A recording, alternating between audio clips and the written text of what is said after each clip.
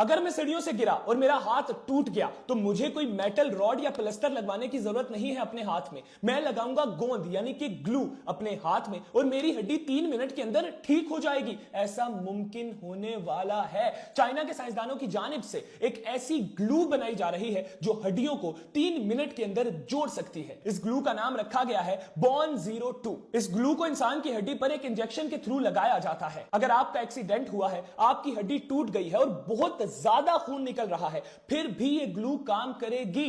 खून इस ग्लू को काम करने से नहीं रोक सकता। लेकिन सवाल यह है कि ये हुआ कैसे? कुदरत को कॉपी किया गया। जैसे कि हम लोगों ने देखा जापान में जो बुलेट ट्रेन है, उस बुलेट ट्रेन का डिजाइन लिया गया परिंदे की चोंच से। और ये जो सेल्फ कूलिंग बिल्डिंग्स होती हैं जो अपने आप को खुद ही ठंडा रखती हैं, इनका डिजाइन लिया गया था टर्माइट माउंट से, मतलब के नेचर से। नाजरीन, इसी तरह हड्डियों को जोड़ने वाली ग्लू का आइडिया भी कुदरत से आया है। साइंसदान गए पानी की गहराई में, वहां पर साइंसदानों ने स्टडी किया ऑयस्टर्स को। ऑयस्टर्स के बारे में अगर आप नहीं जानते तो ऑयस्टर्स वो होते हैं जिनके अंदर से अक्सर डायमंड पर्ल्स भी निकलते हैं। ऑयस्टर्स करते ये हैं कि ये अपने आप को पानी के अंदर जमीन के साथ जोड़ लेते हैं। जमीन के साथ नहीं तो ये एक दूसरे को अपने साथ बहुत मजबूती से जोड़ लेते हैं। साइंसदानों ने देखा कि ऑयस्टर्स की जो स्किन होती है वो इंसान की हड्डी की तरह होती है और ये जब एक दूसरे को अपने साथ जोड़ते हैं तो बड़ी मजबूती के साथ जोड़ते हैं, कोई भी इन्हें अलग नहीं कर सकता। तो साइंसदानों ने देखा कि ये एक दूसरे को अपने साथ किस तरह जोड़ रहे हैं। नाजरीन, वहां से साइंसदानों को एक